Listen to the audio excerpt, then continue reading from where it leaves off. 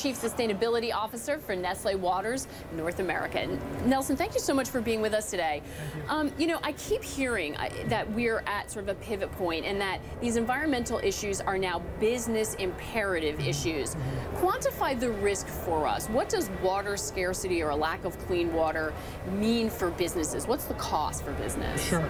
Well, so the water risks are really segmented in three ways. You can characterize it three ways. The first, of course, is operational. How does this affect your supply chain? The second, of course, is the financial, which is if you think about the commodity costs. The third is the reputational, of course. And the association with trust in your brand obviously has a direct impact on your business. Yeah, and I know that supply chain issue has really come into light across many industries. You know, as we outlined, the Trump administration, at the same time business is moving forward, is sort of the CEO is sort of moving back from a lot of this.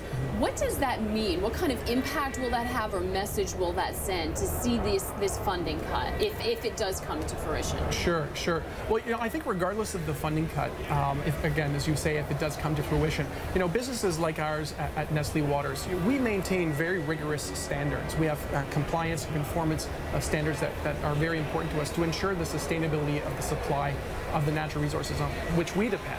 So regardless of what happens with government policy, we will continue to adhere to those policies, and I would recommend other businesses do the same. Yeah. Do you think we lose something in terms of leadership, though? We seem to have been making, I mean, you can't argue when government and businesses are on the same page pushing, progress comes faster. Listen, collective action, that is when people have a mutual goal and work together, obviously you can have greater impact, and certainly that's one of the ways we work.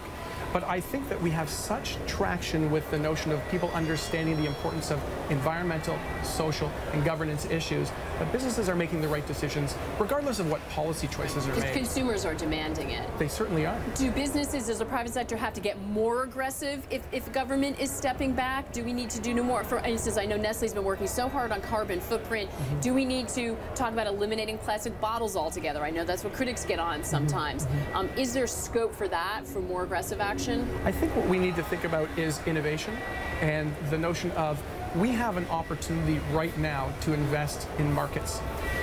If you think about some of the reports that have come out suggesting that the water market itself is a $600 billion to $1 trillion investment opportunity, that's where I would be looking. Yeah. I would look to organizations like Imagine H2O, which is based in San Francisco, that can help actually connect investors with opportunities to invest in technology and innovation, in services, and in infrastructure. And going back to your other question about the Trump administration, they've made a very clear commitment of this investment in infrastructure. Right. But we're very bullish on water. Yeah, so this is maybe where we can find common ground. Yes. I'm going to end on that hopeful note because it is nice to know that progress is made, and you're right, wherever there is a problem to be solved, there is opportunity, especially for the private sector. Nelson, great to meet you. Come back and see us again soon. Thank you so much. Thank you. Let's take another check of Wall Street.